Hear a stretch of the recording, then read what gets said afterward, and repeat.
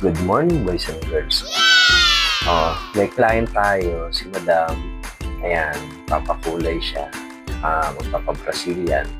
Yun nga lang, ang piece niya, so gagawin natin yung sarili siyang ganang pangkulay.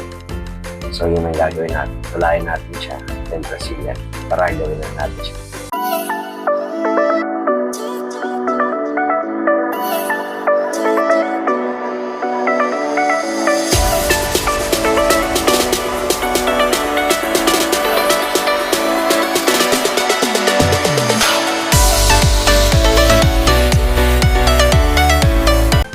At ito na nga, ayan, kulay na natin si Madam.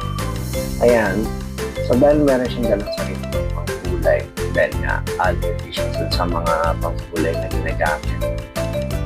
So, diyan siya hiyang. So, ammonia free yung gamit ng pangkulay. Pamilyar naman tayo sa mga ganyan klaseng pangkulay, pero napaka-konti lang pala ganito. Ito yung nakakarapan na talaga.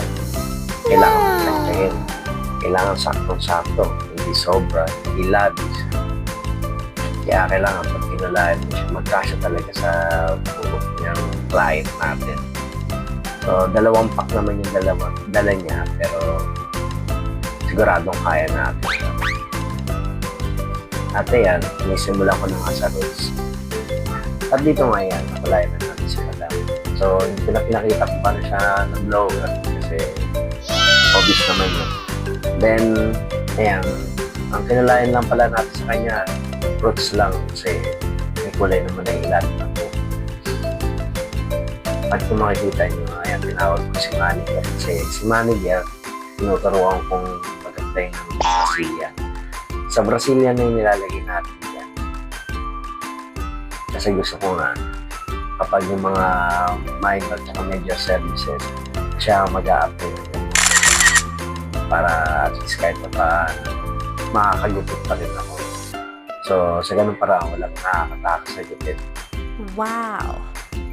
So, basic lang naman to kasi Brazilian lang naman yan. Pero kung hindi mo alam yung pattern, pati yung ginagawa mo, syempre, mahirap pa rin yun, diba? Nice! At dito, ayan, pinaplansya na natin si Madam. Ayan, pinaplansya na tayo.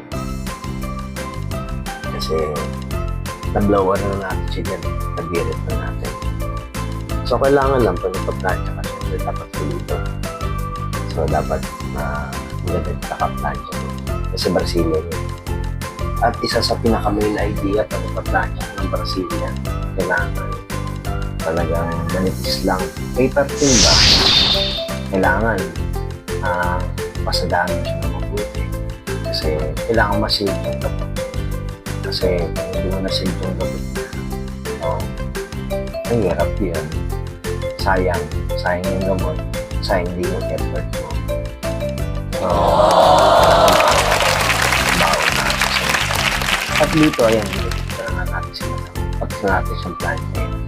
So, kailangan natin siyang gupitan para mawala yung mga nag-try sa dito. Kasi nakamalit na siya talaga sa dito. So, yun yung mga na-damage na part. So, kailangan mo lang naman hanggang para at least tumubo ng maayos. Maganda. Siyempre, walang splitters. So, talagang styles ang gusto mo. O kaya kailangan point cutting yung gagawin natin. At dahil dyan, hahantong na tayo sa ating shoutout portion.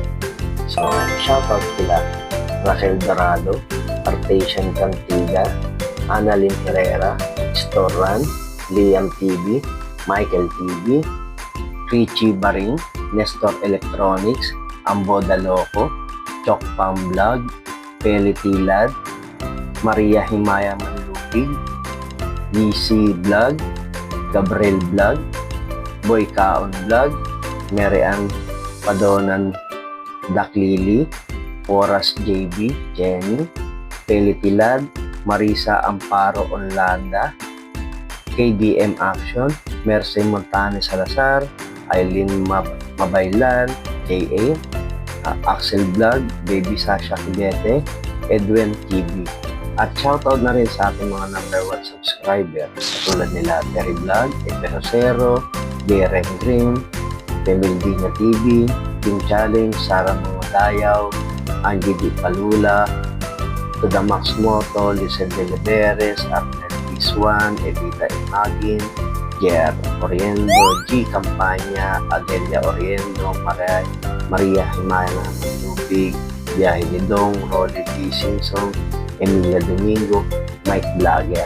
Yes! At ayun, tuloy pa rin tayo sa trim. Tinitrim pa rin natin yung dulo ng buhok niya. Tinatanggalin natin yung splittens yung buhok niya. So, kailangan lang naman makagandang din yung splittens ng buhok niya. At the same time, dapat yung pagka-layer ng buhok niya, dapat nakablend. At ito na yung final result ng ginawa natin yung madam. Kaya kung makikita, nakulain na natin siya, napasilay na natin siya. So, nabuhay na yung buhok niya. So, please like, share, and subscribe. Comment kayo down below. Comment kayo kung ano masasabi niyo sa mga video na ginagawa natin. So, paano boys and girls? Bye-bye!